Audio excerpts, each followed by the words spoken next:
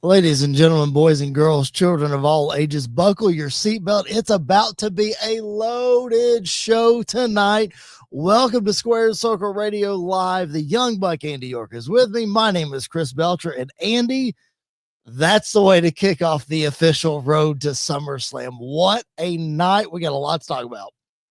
Yeah, I mean, there's a lot to dive into. There's a lot of uncertainty about some certain areas as well, and we got a lot more clarity tonight as well. So it's going to be a lot of fun to dive in and talk about the picture that we kind of have right now going into SummerSlam in just a couple weeks. Yeah, I mean, I am pumped. I feel like we're going to dive into it, obviously, but I feel like I did after the initial promo between Roman Reigns and CM Punk after the Royal Rumble. Like, that's the feeling that I have right now heading into SummerSlam. Hopefully it stays that way. Either way, we're going to be locked in right here to cover it for you on Squared Circle Radio. If you're new to the channel, subscribe if you haven't already. Drop those comments and questions in the chat. We want to hear from you, all of those kind of things. Andy, we're going to stay spoiler free from SmackDown. Obviously, they're taping SmackDown right now. We're going to stay spoiler free. We'll talk about it next week. We are going to talk about Monday Night Raw because there's plenty to talk about from Monday Night Raw. Andy, we have to start with the way that Monday Night Raw ended. We wondered what was next for Roman Reigns, especially after what happened with Oba Femi earlier in the night. We're going to talk about that. We wondered what was next for Seth Rollins after finally getting rid of the Vision. Andy, we got our answer, and it's the one that we wanted. Roman Reigns closing the show, but interrupted by his brother, Seth Rollins, challenging him to a match at SummerSlam for the WWE Championship. And Andy, as Adam Pearce would say, it is official. It's going down at SummerSlam. Yeah, and this is one of the ones that we, talked about as being a massive possibility for SummerSlam. One that we both wanted to see have happen is Seth versus Roman, and finally have a proper one-on-one feud between this version of Roman and this version of Seth, which we really haven't had up to this point. So I'm excited for it. I think it's a great way. I love tonight that they didn't even just waste any time. Like, Roman came out, said acknowledge me, and then Seth's music just hit instantly, and he came out. So I love the direction we're heading in. I think it's going to be a lot of fun. I'm curious to see what we can do over the next 4 weeks to not regurgitate the same promo over and over and over again, because I feel like that's the trap that this feud can face, is bringing up the steel chair, bringing up the Shield, bringing up, like, those are important parts, but they're parts that we have seen them use for years now. So, like, I think we have a lot of new material we can go off of that they can bring up and they can do. But I'm excited. Like, I think it's a great opportunity. It's a great way to go. I mean, we definitely got both nights' main events announced tonight. Yep. And honestly, like, to me, like, the order of that, the way they go, is kind of up in the air. Like, I could see either one of them main eventing night too. So it's exciting. Like, it's a very exciting time, the way that Raw started the night and then the way that Raw went off the air. Yep. And like I said, we're going to talk about Oba Femi and the return of Brock Lesnar here in just a little bit. So stay locked in. We're going to talk about it. But Andy, like you said, we hope that we don't get the same promo over and over. It'd be very easy to do that. Obviously, we're going to get some sort of incredible video package that the WWE production team is going to put together, maybe more than one. I would like to see like a backstage sit-down interview back and forth between the two. That would be really cool, with like Corey Graves moderating or something. I looked up Roman Reigns' schedule, and it looks like he's every other Raw between now and SummerSlam. So today is June 29th. We're going to have a Raw next week, July 6th. He is not advertised. He is advertised for the following week on the 13th from Dallas. He is not advertised for the 20th. And then the go home Raw before SummerSlam is in LA. He is advertised for that one. That is on July 27th. And then SummerSlam August 1st and 2nd. So we at least won't have to, there was a stretch there with Roman and Punk ahead of WrestleMania that there was 4 straight weeks where they were on TV together. And that's sort of where it kind of bogged down a little bit. So hopefully we know that Seth can carry this. So hopefully he'll be able to carry it without Roman being there. But I see your trepidation, because exactly what I brought up a few minutes ago, the feeling of Roman Reigns and CM Punk the night after the Royal Rumble is exactly what I'm feeling right now. And that feeling that we had, Andy, was we don't need any more promos. We don't need any more face-to-faces. Just get us to the match. And I feel the same way about tonight. Look, they've set the table. We know that this feud goes back 10 plus years. We don't need anything else from them. Have the match now. So I'm with you, man. The trepidation is certainly there. Yeah, I think I don't know if I'm necessarily there that I was like the way I was after Rumble, but just because I think there's so much more we can say between Seth and between Roman that we haven't really had the chance to dive into yet. But I think what they did tonight was smart, because they laid out the stuff that we know already. Mm-hmm. And then over the next couple of weeks, they can really start to play in. Like I would love, I don't know if they'll do it. I don't know how they do it, but like Mox needs to be brought up one way or another. He will be. Like, he will be. We need to start talking about the details that we don't really see, or haven't seen over the last 14 years or however many years it's been. It's like I think that is what we can do over the next couple of weeks. But I'm excited. Like you said, like I think if the match happened this weekend, I think it's enough to build off of, just because of the history and like the years that we have been building to this. But I can kind of make my prediction now of how it's going to end.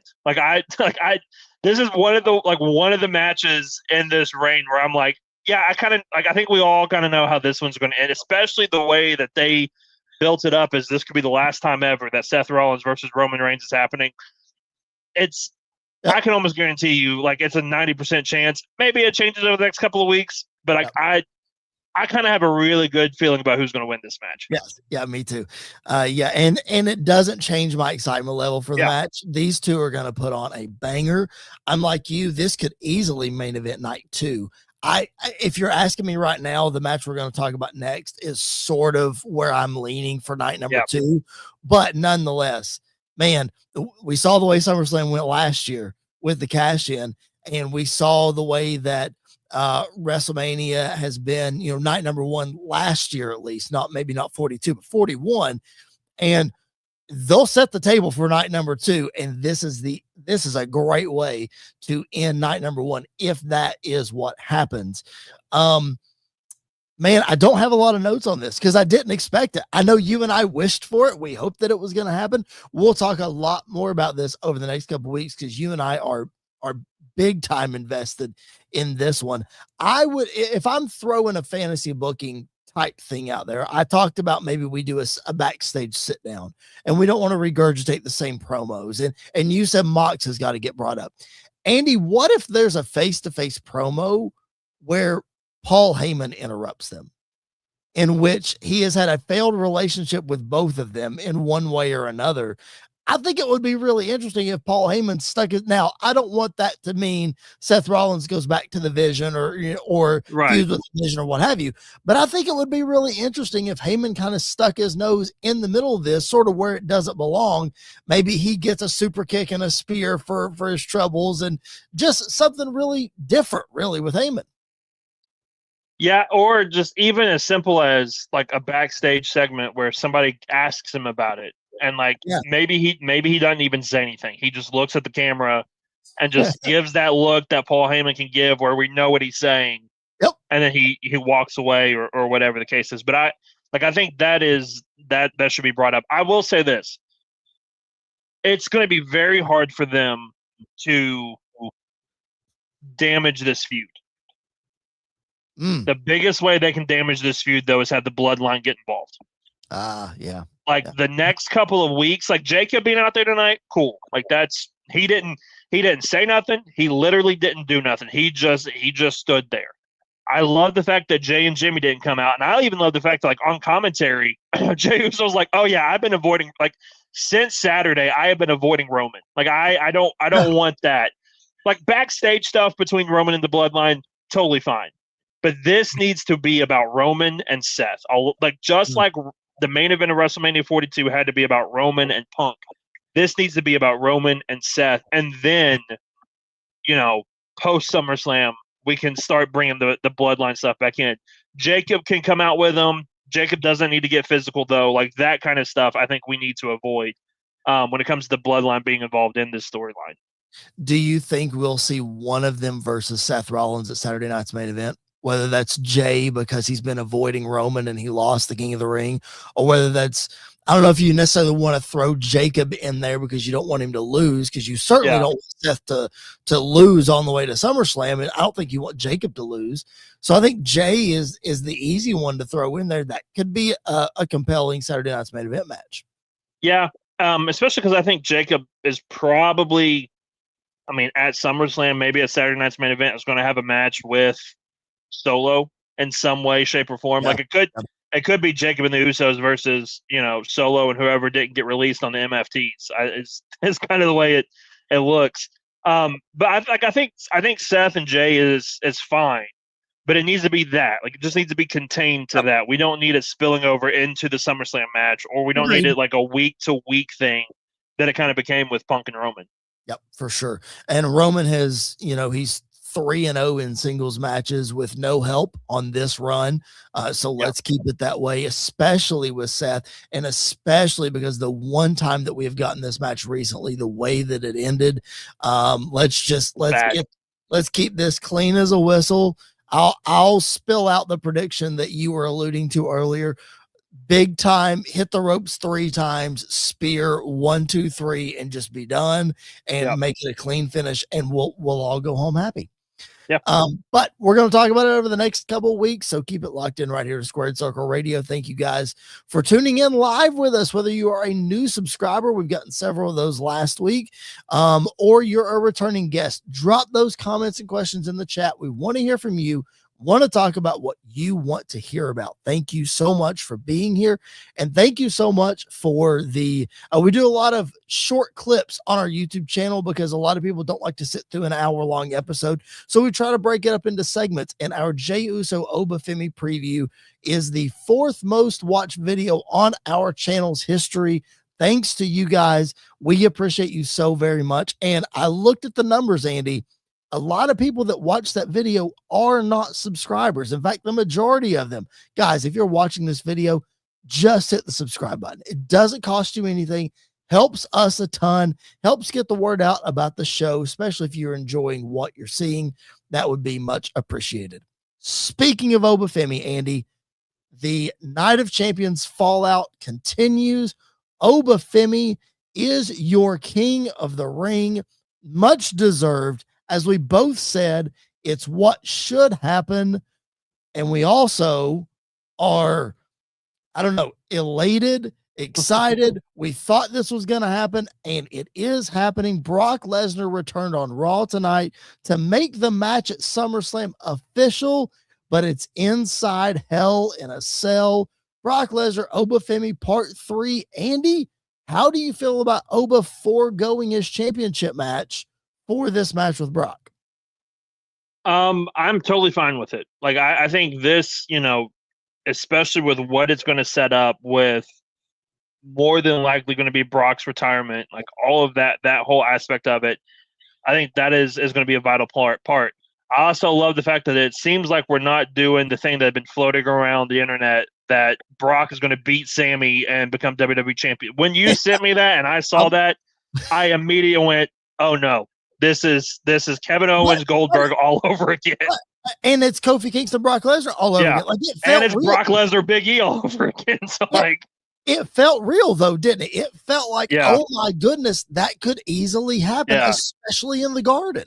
Yeah, but I'm glad that it's still a possibility. Yep. But it seems less likely now that is the route that we're heading in. So I'm totally fine with that. And I think everybody thought we were heading to a last man standing match. Yep. But when he said Hell in a Cell, I went, oh please. Like this needs to be an old school 2 big men just getting in there and beating the crap out of each other. Yep. And honestly, like we need color. Like both guys need to be covered in it and bleeding like crazy. and the ring needs to be tore apart. The cage needs to be tore apart. Like I am so excited that this is what we're getting for this, because it also fits a retirement of Brock Lesnar. Yes. Like Brock going out like this in this kind of a match, going out on his back more than likely, but bleeding like a stuck pig, making Oba bleed, probably hard way, like just all of it. Yeah. The elbows. It makes sense for this to be the way Brock Lesnar goes out, and I am excited for it. Like I don't need Brock and Oba brawling every week, although I'm not going to be against it if that's what we're going to get. It worked going into WrestleMania. I promise you it'll work going into SummerSlam. But this is another one that, like, I want this match tomorrow. I want this match to happen because it's Roman Seth is going to be fun, and it's going to be the storytelling masterclass. This is my car crash that I will absolutely love and will not be able to look away from. Yeah. Oh, for sure. Like, this is everything we wanted it to be. I would have been okay with the last man standing, because the last time Brock Lesnar was in a last man standing, he flipped over the ring. We were there in person. So only imagine what he would do in his hometown. But Hell in a Cell, like, this cage is going to be broken within the first 2 minutes. It is not going to be able, they'll build this as, can this cage contain these two guys? And the answer very quickly will be no. Like, there's no way, and it will be fantastic. I love that you brought up the color. I think we need it. You got Brock Lesnar with the elbows, can open up Oba Femi. That'll be really, really cool. This is everything that we want it to be for Oba Femi, and I'm with you to an extent about foregoing the championship match at SummerSlam. I'm glad that he's foregoing it, because I don't want to see Oba Femi in a championship match right now anyway. I think we need to finish this Brock Lesnar feud. I really think he could feud with Jacob Fatu for a couple of months as we head towards Survivor Series. And then I think he's a lock to win the Royal Rumble, and then he gets his championship match at WrestleMania.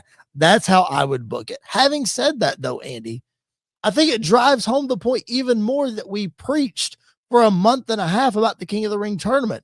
Either don't have Oba in it, and I hate to keep rehashing this, either don't have him in it, or knock him out the first night, which was after he lost to Brock at Clash in Italy due to his, quote, injuries. And then you can have him mad at Brock for costing him the King of the Ring. Like, it's really easy. So I say that because, not that I wanted Jey Uso to win, but let's just take Jey Uso, for example. Let's say that he does win.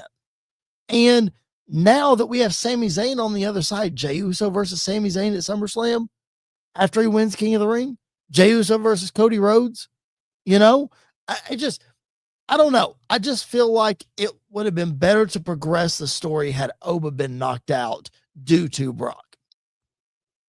The only thing is, what do you do with Oba in the meantime? Because Brock's not showing up. And I mean, you're just going to have him keep doing squash matches week in and week out. And I think you could have him do what Brock used to do. You could have him come in and interrupt random matches. Two guys are fighting in the ring. You just have Oba just march out and just destroy them. Yeah, but Brock was a heel when he came in. Yeah, but everybody's going to love it if Oba does it. Yeah. I think the reason why I've gotten okay with Oba being in it, I mean, I think if we're looking at it, remove storylines, everything, the person on the roster that needed King of the Ring the most was Oba. Like, that adds him up even more. But what I love about it is it's literally, he's like on the same path that Brock Lesnar was on his rookie year. Very true. Yeah, that's very true. Of winning King of the Ring, of coming in and taking out the big name that nobody thought he was going to be able to beat because he was the rookie. And like this path that he's on, that's why I think he wins a world championship before the year is over, because he is on that Brock Lesnar trajectory. Like, they want to kind of tell the same story of these two guys, because if we're looking at the roster now, who is this generation's Brock Lesnar? It's Oba. Like, there's nobody else close to Oba Femi being that Brock Lesnar. So I think they want to tell that story side by side of this young, athletic, dominant man comes in and just wrecks house and ends the year as champion.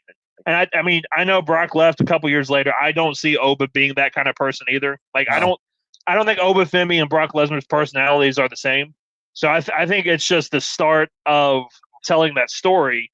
And, it could be a great way of getting the title off of Roman putting over a younger guy, going into whatever bloodline storyline they want to tell going into Survivor Series.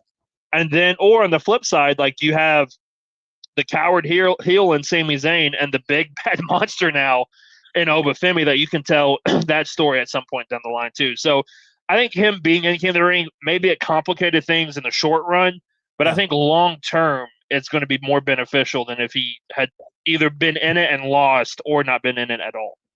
Yeah, I mean, I'm honestly, no matter how we got here, I'm glad that we're here. I'm glad that this is not like, well, Oba's going to get a championship match. Well, we all know Brock's going to show up at the end, or Brock's going to cost him, or just like you've been preaching, there's no way they have SummerSlam in Minnesota and Brock Lesnar's not already confirmed.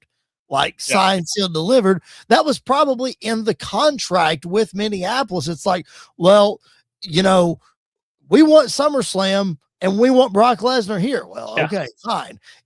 So it almost be like having a Rock appreciation show and he didn't show up. Oh, wait, that did happen, didn't it? Leave it to you to take a shot at the Rock. Leave it to you to take a shot at the Always. It's going to be fun over the next couple weeks to see how this plays out. As just like I looked up Roman Reigns' schedule, I looked up Brock Lesnar's schedule and I can't find anything. So that's a good thing. Because you never know when he's coming. You never know when he's coming. Like I fully anticipated tonight when Oba Femi was cutting that promo for Paul Heyman to interrupt him and just like drop the seed, drop the nugget, whatever. But then Brock's music hit. I'm like, okay, here we go. We're going right now. It makes me wonder, and I haven't looked, so I don't know. This could I'm just speculating and throwing this out there. And I hate bringing this up because then you start talking about TKO coming in and all this other stuff. But I wonder what ticket sales look like right now. And if they're not, keep talking. If they're announcing these two massive matches as now like the reason for people to go to Minneapolis. I mean, I think everybody knew Brock was going to be on the show one way or another. And you knew Oba was going to be, you knew all these people were going to be on it. But just waiting to see what the matchups were going to look like. I'm just curious if they're doing it just so it's not last second we drop these, but maybe it's to move tickets faster or whatever. It looks like right now that much like the SummerSlam in Nashville, half of the venue is blocked off. So I figured that was going to be the case anyway. They're going to do a half venue. And right now, let me pull up, let's see. I'm never on the mobile. Oh, here we go. I'm looking at combo tickets right now. And honestly, Andy, a lot of them are gone. Like I'm looking at the lower bowl, the upper bowl. There might be like one, maybe 2 rows worth of seats in each section that are available, but that's it. Like everything else is gone, at least from a combo ticket perspective. I'm not looking at the individual nights, but I would say tickets are moving pretty good already. And I know these tickets have been on sale for a little while now. But I think the announcement of these two matches will end up obviously helping ticket sales and this, that, and the other. But it's going to be a lot of fun. I'm excited to talk about this. Listen, if this lead up to this match is anything like the WrestleMania lead up was, like you mentioned a minute ago, we're going to have some fun talking about this. This is going to be good. Tell you what else we're going to have some fun talking about is the biggest news from Night of Champions this past Saturday. The news that I sort of thought we might lead the show with tonight, but I'm sort of glad that we didn't. We talked about this a whole lot on our instant reaction show. So if you missed it, go back in the archives, the live section of our videos, check out our instant reaction to Night of Champions as we broke down Sami Zayn winning his first WWE championship after 10 years of being in the company, thanks to a roll-up pinning the champion, Cody Rhodes. Now, Andy, a lot of people are talking about Sami Zayn and have been over the last 48 hours.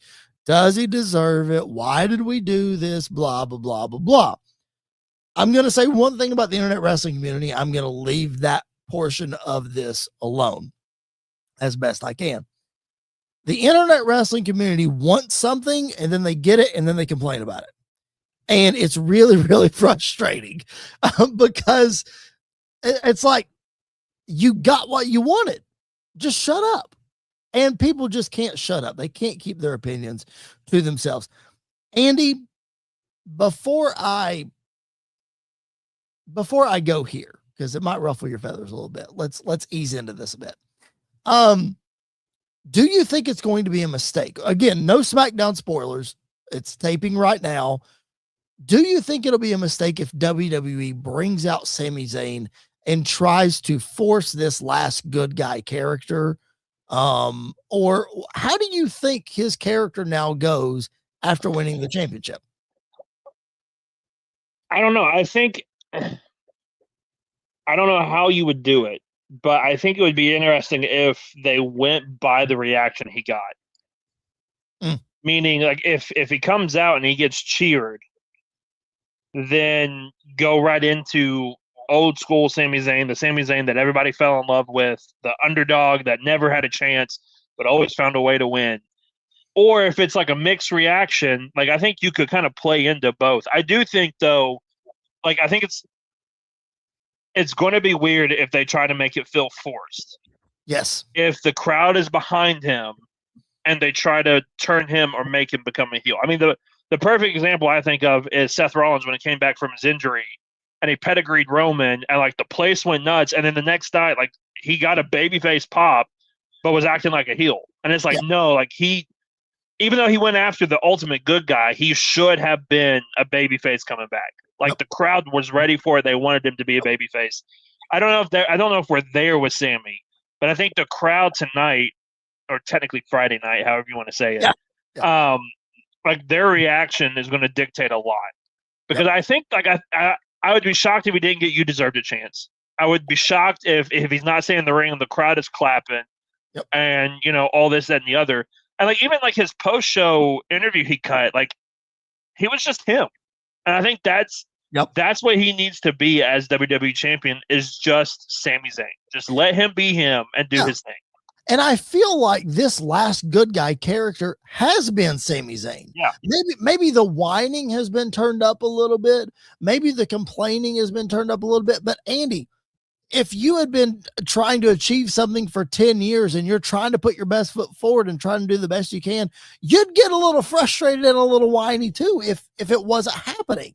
So I think it's just naturally who Sami Zayn is. And I think Sami is a good enough performer that, like you said, let's see how the crowd responds.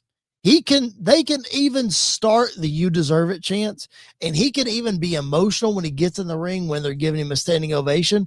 But then, Andy, he's good enough to just flip it if he needs to and go right back into this whiny thing or whatever, you know, depends on if Cody shows up or if Gunther shows up or what, you know, what have you. Here's what I was going to say that might ruffle your feathers, but just hear me out when I say this. And you've probably read this online. I did not get this online. Friend of the show, Jason Backowitz, texted me this immediately after Night of Champions, and I think it's 1,000,000% spot on. Sami Zayn is this generation's Mick Foley. And the reason that I say that is because he's hardworking. He is well respected. He's beloved by everybody in that locker room. He's one of the most beloved characters on the roster. He just might not be a viable long-term solution as champion. And Mick Foley wasn't either. Mick Foley had like 3 or 4 championship reigns, but they were never longer than 2 months or whatever. Of course, that's the era, the Attitude Era, where they, you know, hot potato the championship. So take that for what it is. But I think Sami Zayn is this generation's Mick Foley from that perspective. Yeah, I don't agree. I don't disagree. Like, I think that's a very accurate take, that he is the guy who was never supposed to be champion in the first place. Mick Foley. And you know, when he wins it, the place goes crazy. Like, they love him for it, because, again, he's not your conventional champion. Correct. He's not as clean cut as Cody Rhodes. He's not as big as Roman Reigns. He's not as fierce as Oba Femi. He's Sami. He is a man. He's the same reason why people loved when Kevin Owens won the Universal Championship. Yep. It's not just because he's one of the best in the world, which in ring, I think they're both could. There's an argument that they're one of the best professional wrestlers right now. Sure. But also, like, they're just regular people winning a championship. And I think that's important. When's the last time outside of Kevin Owens that we've had this moment of a regular person, winning? I mean, you can make the argument of Kofi Kingston winning it, but even then, like, Kofi is a veteran that never had the chance because Randy Orton didn't like him one time. I would say the closest one outside of Kofi is probably Big E. When Big E won, but to me, Big E looks like a champion. Like, he's built like a champion. But he was also one of those guys that, like, he's not ever going to be champion. He's stuck in a tag team. Yeah. He's stuck in a trio. That glass ceiling. He's looking at the glass ceiling. And before people start freaking out, like, I know this is the WWE side of it because we're literally describing Darby Allin right now as well. So, like, I get it. Plus, Mick Foley and Darby Allin literally had a moment before all of that happened. So, like, I get it. I understand. Darby is that prototype as well. But the WWE version of it is Sami Zayn. Like, it's who Sami Zayn is. He should have never had the chance to be a champion, but he's always been one of the people you could rely on. And he's one of the people that, like, when you tell a good story and when he is built the right way, people love him. Yep. Like, fans love him. The best part of the bloodline was not Roman Reigns. It was not Jey Uso. It was Sami Zayn. The best era of NXT, who was the number one babyface in that era, in that roster? It was Sami Zayn. So, like, Sami is one of those guys that should have never had a chance, but is proving why he deserves it. So I completely agree with that assessment that he is one of this generation's Mick Foley's. I'm going to circle back to the bloodline because I had this in my notes, and I'm glad that you brought that up. Yes, Sami Zayn was the catalyst for taking the bloodline to the next level. 1000%. That is spot on. And from when he joined and from when he said honorary Uso to when he hit Roman Reigns with steel chair and the way that story progressed. So we talk about the bloodline and we talk about how long it's been going on and every iteration, this, that, and the other. Andy, this is another what's the word, prospect, another result, I guess, of the bloodline. I'm not saying that Roman Reigns is to credit or the bloodline is to credit for Sami Zayn being champion, because we said it on the post show and I said it earlier. Sami Zayn deserves to be world champion for as hard as he works and as beloved as he is.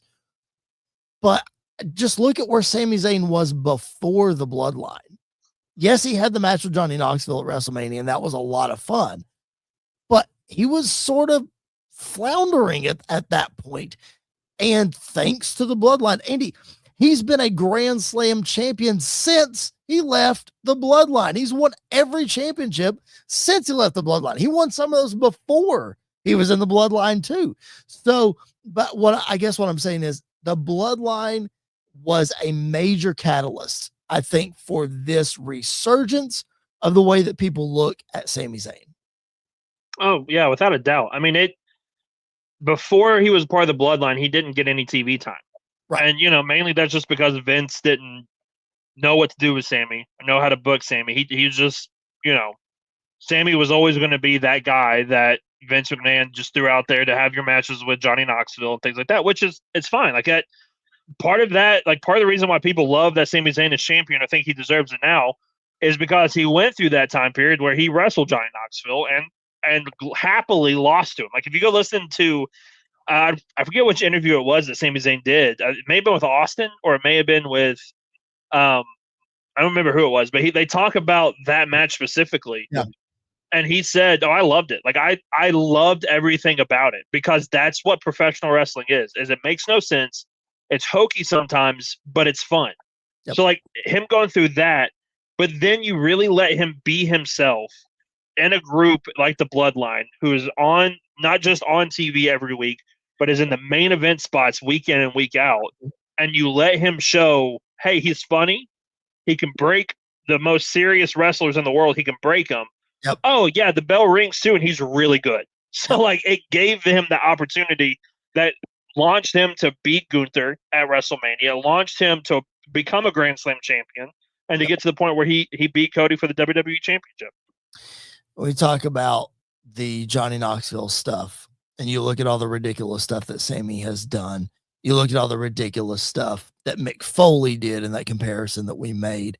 Yeah. Andy, I didn't go back and look at a transcript of our past episode. I didn't go back and look at a previous video, but I'm probably about to eat crow here when I say that this moment on our YouTube screen right now with Sami and Gingy, not even 6 months ago, I'm pretty sure that I said, Andy, that this would ruin Sami Zayn. So I'm going to publicly say right now, I'm going to put my face on the screen and say right now, my apologies, not only to Sami Zayn, but to WWE Creative for putting something so stupid on television and then saying, watch this. And then 3 months later, Sami Zayn is your WWE champion. I mean, listen, you talk about how influential the Bloodline was to get him there. He's not there without Gingy. Like, it's gingerbread. The gingerbread man is the guy. He's going to get tricked to the top. He got Sami to the top. I'm telling you, we need more. We need more managers and more people like the gingerbread man in WWE to elevate careers. Oh my gosh. Let me just quickly, we'll say this. We sort of speculated on what we're going to see next for Sami Zayn. We talked about that on our post-show Night of Champions. We now know that Oba Femi is tied up. We now know that Roman Reigns is tied up for SummerSlam. So those options are off the table for Sami Zayn. Jey Uso's still there. Of course, Cody Rhodes is still there. Gunther may be tied up. We're going to talk about that in just a minute.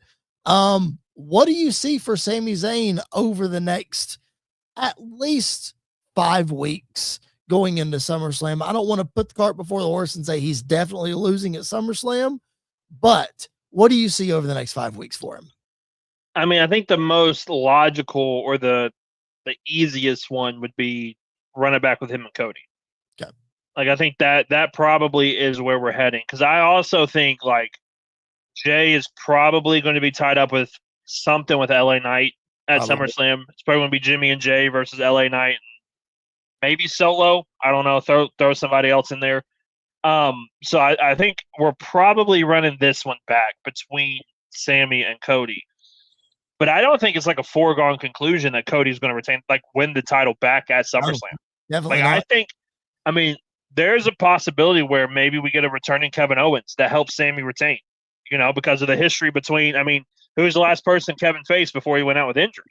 It was Cody. So, like, I think that's a real possibility. I think there's just a world where maybe, depending on the kind of character they're trying to tell with Sami, if they're going with the heel, maybe he cheats to retain. Maybe some of the tactics he learned by following Roman, he uses to retain the championship. But if they're going with the babyface direction, like, I don't hate it if Sami Zayn just straight up beats Cody Rhodes to retain the championship. I love when an underdog who gets the title, it kind of just it takes them to that next level where they kind of almost become unbeatable in some ways. Of like, they're resilient. You can hit them with 40 crossroads. They keep kicking out, like that kind of story. I think you could tell with Sami Zayn. So I'm probably going to lean with him and Cody running it back, because if not, like, I don't know what you do with Cody at SummerSlam, which I think that's the real kicker. It's not what do you do with Sami, it's what do you do with Cody if he doesn't wrestle Sami at SummerSlam. Yeah, like maybe a returning Drew feuds with Cody coming back or something, but you could do Cody Punk, but I don't know that it makes sense without the championship because of your last interaction. Yeah, you need the title. But like now, you brought him up. Where does Punk fit in to SummerSlam? Yeah. Like, Raw's in Chicago Monday night. You're telling me he's not going to be in Chicago on Monday? I will be shocked if he's not there in some capacity. Not necessarily that he's coming back to wrestle or something, but Punk more than likely, I could see him interrupting Seth, and we kind of go that way a little bit. Yeah. Because I was also, like, honestly, when Seth came out, I was kind of waiting to hear Punk's music drop too. Like there's a chance that Punk's music was going to hit. But like I don't know what you do with Punk. Maybe Punk can Ethan Page, like Punk and a younger guy can go at it. But I don't really know what you do with Punk at SummerSlam, but I don't really see SummerSlam happening without Cody Rhodes and kind of without CM Punk as well. Right. No, I'm with you. You got to have those guys on the card on a stadium show like that. That's for sure. We'll see what happens. I mean, a big wrinkle in the whole thing. Sami Zayn, the WWE champion. Again, I still can't believe that is a real statement. I love it. I love it. I know you do.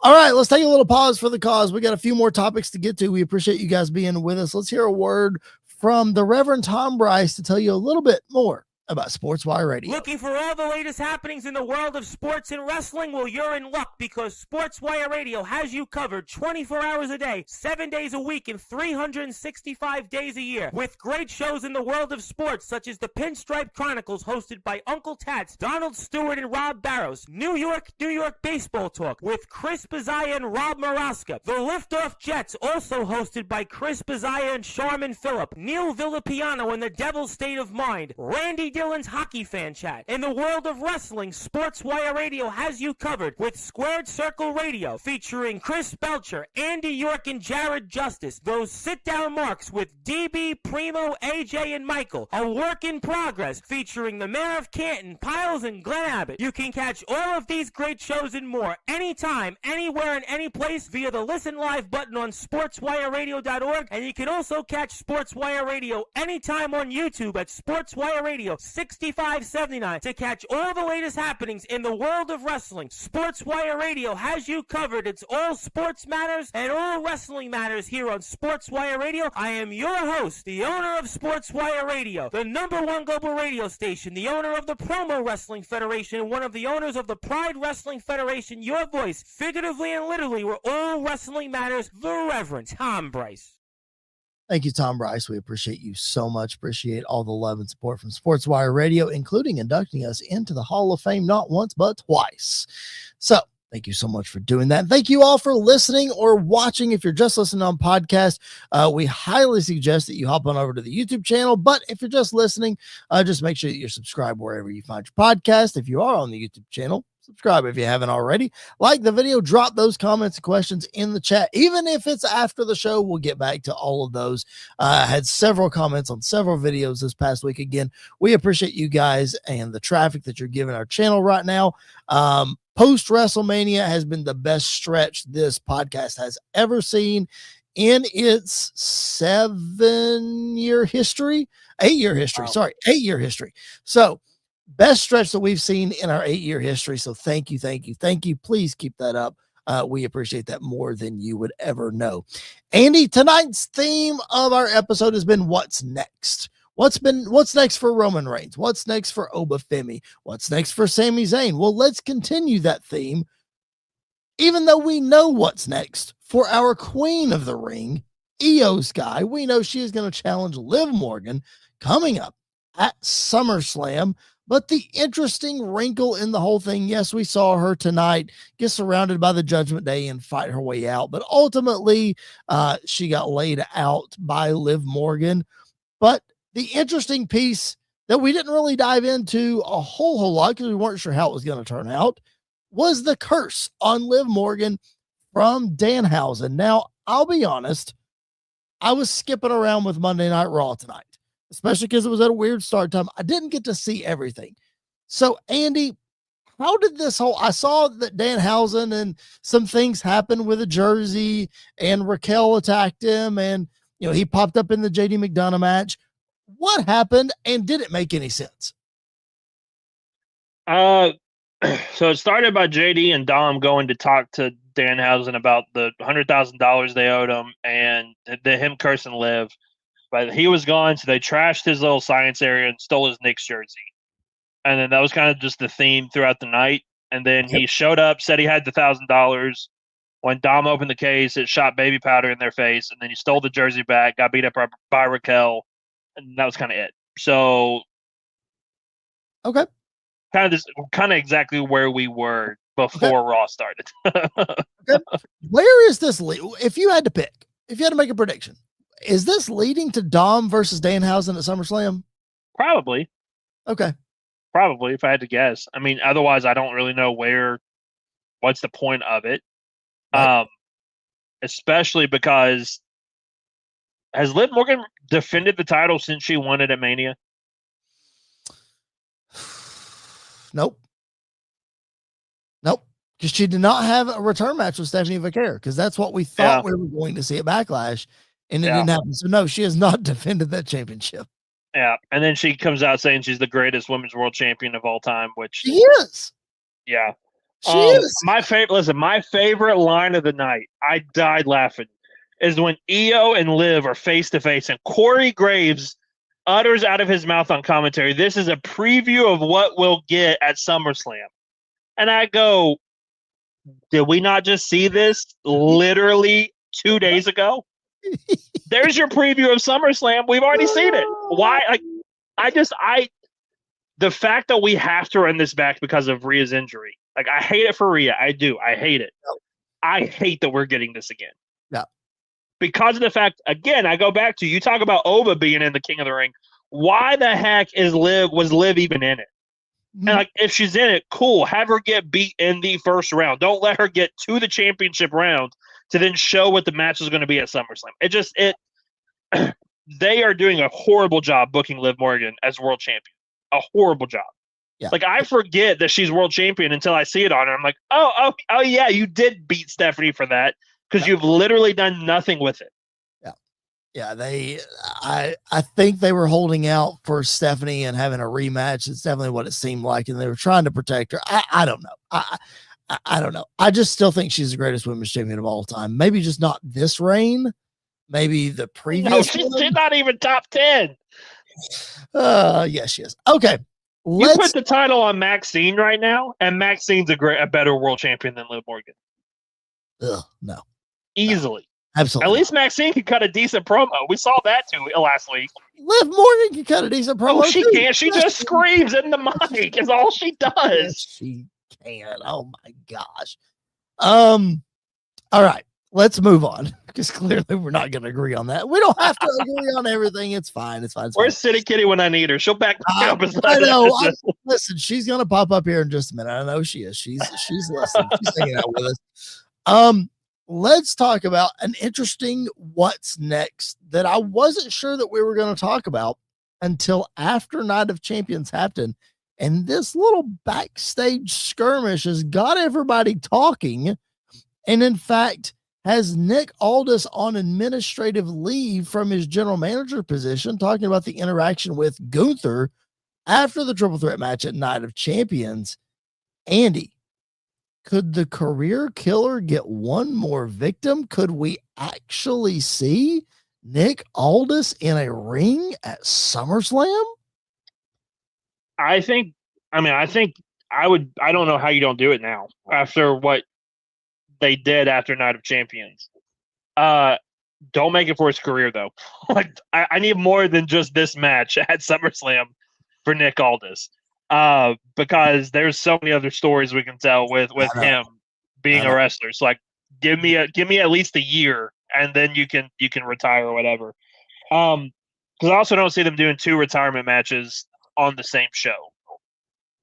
Right. With Nick Aldis and Brock. So I don't know that you have to bill it as Aldis's career, but yes, you and me are probably in the minority of the fact that we want to see all these stories with Nick Aldis. Like, please run back Cody Rhodes. Please give me Kevin Owens when he returns. How about Nick Aldis versus Randy Orton? Nick Aldis versus Drew McIntyre, which I thought we were going to get. I think, though, that we're closer to a Nick Aldis match than we have ever been, especially because of the words that Gunther was using in that backstage. He said, look, you're jealous of me because you're a failed wrestler. And that's WWE's only acknowledged that a handful of times on TV. So that was intentional by Gunther, I truly believe. So to your point, I don't know that they call it a career match, but it's very likely that it's one and done for Nick Aldis. Maybe. I mean, but they have been teasing him wrestling for a while. So I would have a hard time seeing it just be a one and done for him. But regardless whether it's one and done, whether we have a year or whatever, Yeah, I want this match. Like, Yep. I want to see Gunther versus Nick Aldis. And you know what? They've done such a horrible job of building Gunther. Nick Aldis needs to beat him. Have Nick Aldis beat Gunther and establish himself. Why not? Nick Aldis versus Sami Zayn for the WWE Championship. If Cody wins the title, you're telling me if we got a Saturday night's main event in Nashville, I can almost guarantee you the main event would be Cody Rhodes versus Nick Aldis for the WWE Championship, and I would be front row for it because I've already seen those two guys fight in Nashville for a world title, and it might be the greatest match I've ever seen in my life. So listen, Nashville is never getting Saturday night's main event because we lose out to Fort Wayne, Indiana. And it's the dumbest thing. But if we would have gotten that card in Nashville, I would have been disappointed that I went. But that's very true. It was bad. Soapbox for another time. There's City Kitty in the chat. She says, I'm like Joe Hendry. Say my name and I appear. Of course, she's agreeing with Andy. Thank you. Yes. Whatever about Liv Morgan. Ridiculous people. I tell you. Y'all are ridiculous. No love for the women's champion. No love for the Royal Rumble. She's not a champion. She is. She's carrying a belt, is she not? Brock Lesnar defended the Universal Championship quicker than Liv Morgan has defended the World Heavyweight Championship. That is totally false. But no, it's not. I'll let you have it. It is not false. He won it like what, a Mania, and then he defended at SummerSlam. So yeah, Mania to SummerSlam. Exact. And SummerSlam was a lot earlier. And SummerSlam was earlier. Exact same time frame for Liv Morgan. SummerSlam was like early July or mid-July most of the time. No, it's August. It's late August. Come on now. Has it been? Yeah, this is a moot point. This is a moot point. This is ridiculous. Liv Morgan is the worst women's world champion of all time. She is not. She's going to lose the title at SummerSlam, so she's not even going to defend it. That is also fair. Look up almost any women's champion in the Attitude Era, and they are worse than Liv Morgan. You cannot argue that. You cannot. You can't. You can't. No. Michelle McCool was not worse than Liv Morgan. Michelle McCool was great. Attitude Era. Divas Era. Attitude. I'm talking. Lita. Trish. And let's talk about Sable. And let's talk about. Did she defend the title? Probably not. Listen. Ready for this? Kelly's a better champion than Liv Morgan. No, you are not in ring, but as a champion. You are off the rails now. Okay. Let's talk about something we should have talked about last week as we close up shop tonight. Okay. Failed hosting duties on my part. Okay, my bad. But we're going to turn it into a much better discussion tonight. Okay. Last week was the 30-year anniversary of the Austin 316 promo. 30 years. Andy, Stone Cold Steve Austin made his mark at the King of the Ring after beating Jake Roberts and after getting his lip busted open by Mark Marrow. But it wouldn't be until later in the year until where he would really catch fire when he feuded with Bret Hart, and then the rest, as they say, is history for Stone Cold Steve Austin.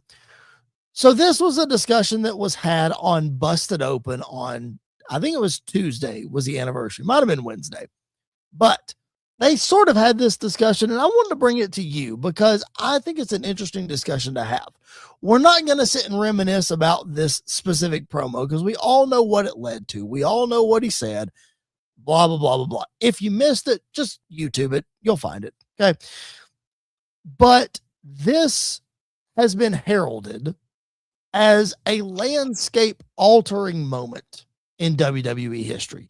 Now we know recently, Andy, that shaking the foundation and landscape altering has been used in places where it shouldn't be used in the WWE. So tonight, this discussion, let's define what a landscape altering, foundation shaking moment actually is. Now, if we find the words, great, but let's pick out moments that truly are landscape altering. And I'll tell you what, Andy, I'll start this by saying I can only think of two moments in the history of professional wrestling that are landscape altering, and the Austin 316 promo is not one of them. I guess it depends on how you define it Well, let's in define a it. lot of ways. But What I if we're think talking about like the business was never the same after this moment, after the moment, I think, I mean, the biggest one, the obvious one is the Hogan heel turn. yes, of course. Like that is probably 1-1. Wow, it's funny. We talked about Cena's heel turn being up there and what it led to and turned out to be. The moment itself was pretty awesome. The moment itself, but what followed afterwards was less than. Let's not even compare the two. Yeah, so that's like the top one I think of. Yep. Like to me, the Shield debut literally changed professional wrestling from that point on. Okay. Because you literally have 3 of the biggest wrestlers in the world today. Like it took a while for them to get there, but it all goes back to the Shield. Like it all goes back to their debut. Roman becoming the tribal chief and Seth Rollins becoming the visionary, and then Jon Moxley becoming the face of another company. So like I think that is a pivotal moment that changed professional wrestling. There's not a lot. I'll give you one. It's not one of my 2, but I'll give you one that I think could be. I don't know that we've even seen the full effect of it yet, but Andy, in the moment when Cody Rhodes jumped ship at WrestleMania 38, and the reason I say Cody Rhodes coming back to WWE from AEW for 2 reasons. Number 1, AEW truly is competition, no matter where WWE wants to admit it or not. So for one of their founding members to come to WWE, that is humongous, because there were small pot shots fired the other way for a little while before that. I know Adam Cole and Bryan Danielson aren't small pot shots, but one of the founders of the other company comes to WWE. That's the biggest grenade across the line. And the second reason is, Andy, look where the business was when Cody got there and look where it got to. Yeah. So that's why I say I still think the jury might be out on that being a landscape altering moment, but it has the makings of being one. Yeah. And again, like it depends on if we're talking about professional wrestling as a whole or if we're talking about WWE. Sure. Because like if we're talking about professional wrestling, then like All In, like that show is a moment that changed professional wrestling forever. One, because it showed, hey, this ragtag of independence can sell out a show in Chicago. Yep. And 2, a thing that people forget is like that's one of the first few times that Chris Jericho ever appeared on an American promotion. It is the first time. It is the first time. So like that was the first big name that left WWE to go be a part of that startup. Yep. And then I think like Moxley coming out of the crowd, so I think that's the start of AEW is something that changed professional wrestling. Because you talk about how wrestling has been since the Cody return. I think you can push it back to the start of AEW because it made wrestling is better when there's competition. Sure. And WWE got better. AEW progressed, and as now they're both competition. So I think that is a moment. But if we're talking about like in-ring stuff, like the Hogan heel turn, I think you have to put the Austin promo up there just because it led to 2 of the greatest of all time at the same time, and Austin and Rock. So like I think that has to be a part of it because like there's not like a defining Rock moment to start. It's just you see him progress through the years. Austin 316 is the moment. Like that is the moment for Austin where it launches. You can make the argument. You can put Montreal.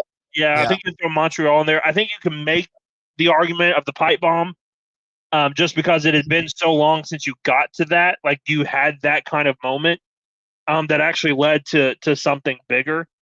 So I think there are like little moments, but there's not, not every pay-per-view that we have nowadays is a landscape-changing moment, whether Triple H likes to say it or not. Right. It's not that pivotal. But But like, I think those are like the four. To me, it's the Hogan heel turn, it's the Austin promo, it's the Punk promo, and it's the Shield. Like those are the four moments where I can look from that point on. Following, wrestling was completely different. I'm gonna give you one more, and it's the other one that I haven't said yet. And I can understand why you didn't say it, because you weren't even close to being born when this happened. January 1984, Hulk Hogan defeats the Iron Sheik to win his first WWF championship and the start of Hulkamania. Yeah. The closest thing to Hogan's heel turn was the start of Hulkamania. Yeah. That moment doesn't happen. Wrestling as we know it is I'm not going to say it's gone, but it is not in the place that it is today unless Hulk Hogan wins that championship. Now, many will, a lot of people will probably argue slamming Andre. Okay, fine. But I don't think this moment doesn't happen.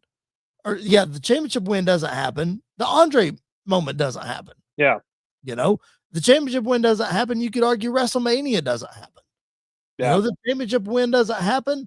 The NWO heel turn doesn't mean nearly as much without the start of Hulkamania. So, Andy, I think when you're talking about landscape altering moments, Hulk Hogan has two of them in the history of wrestling. Yeah. I mean, it's hard to deny it or go against it. I mean, in the ring, I'm not everybody knows how I feel about Hogan as a professional wrestler, but in that time period, in that era, there was nobody that was on Hulkster's level. And because of the fact that they built him so well and Hulkamania just exploded. And so, I completely agree. I think that is a massive moment. And I think like you can make the argument the first WrestleMania, even though it wasn't as big of a success as they like to say it was. Like it took a little while for it to become what it became.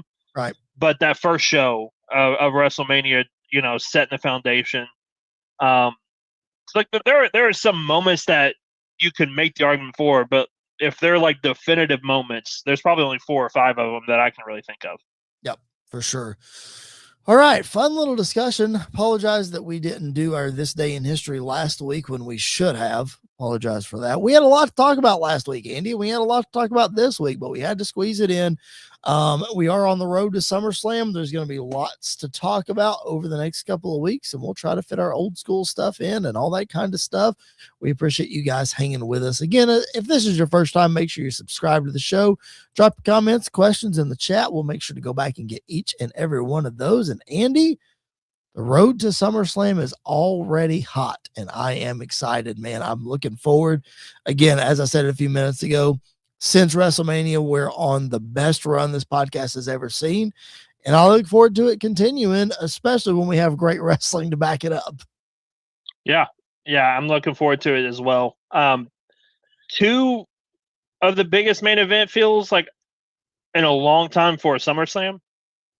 Like I know this is the first, like this is the second. Is this the second tonight? SummerSlam. Yeah. Yep.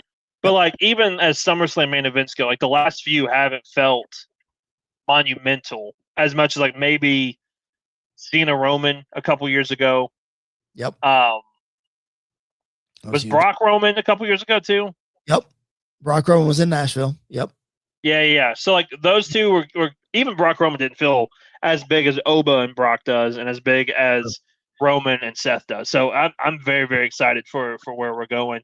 As long as people who don't need their fingers on stuff keep their hands away. If they keep their hands away, then we'll be good to go.